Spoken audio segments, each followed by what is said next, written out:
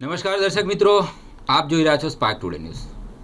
સરકારી તંત્રના ઇન્કમટેક્સ વિભાગમાં ઘોર અંધકાર સામે આવ્યો છે।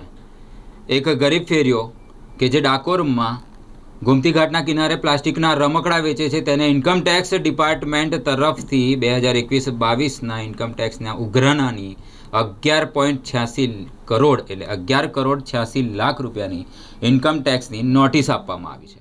ડુંગરા ભાગોળ ખાતે સત્યનારાયણ મંદિર સામે ભાડાના મકાનમાં રહેતા ચિરાગ જગદીશભાઈ ભૈયાને ઇન્કમટેક્સ વિભાગ તરફથી ચોંકાવનારી નોટિસ મળી છે। માહિતી મુજબ ચિરાગ ગોમતી ઘાટ વિસ્તારમાં પ્લાસ્ટિકની નાની મૂર્તિઓ વેચીને પોતાનું ગુજરાન ચલાવે છે, પરંતુ તેને મળેલી ઇન્કમટેક્સ નોટિસમાં વર્ષ 2021-22 માટે તેની આવક 11,86 લાખ અને વર્ષ 2022-23 માટે 7,98 લાખ દર્શાવવામાં આવી છે। આમ કુલ મળીને 19,84 લાખની આવક તેને દર્શાવવામાં જે હકીકતમાં અસંભવ છે।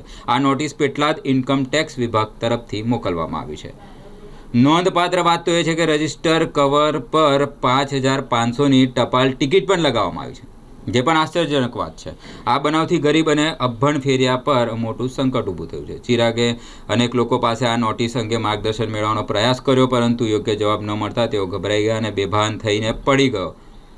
હાલમાં આ સમગ્ર મામલો લોકોમાં ચર્ચાનો વિષય બન્યો છે અને પ્રશ્ન ઊભો થઈ રહ્યો છે કે શું આ કોઈ તંત્રની ભૂલ છે કે પછી કોઈ ગેરરીતિ।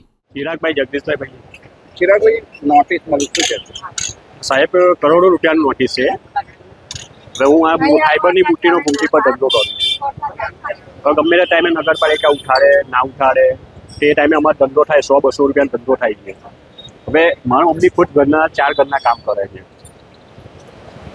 4 ઘરના કામ કરે છે। બીજું કે હવે વકીલે રોકવાના આપણી જોડે સાહેબ પૈસા છે ને 200-300 રૂપિયા હું જાતે કમાઉં છું, વકીલને પૈસા ફી બી કેમ નહીં આપવાની?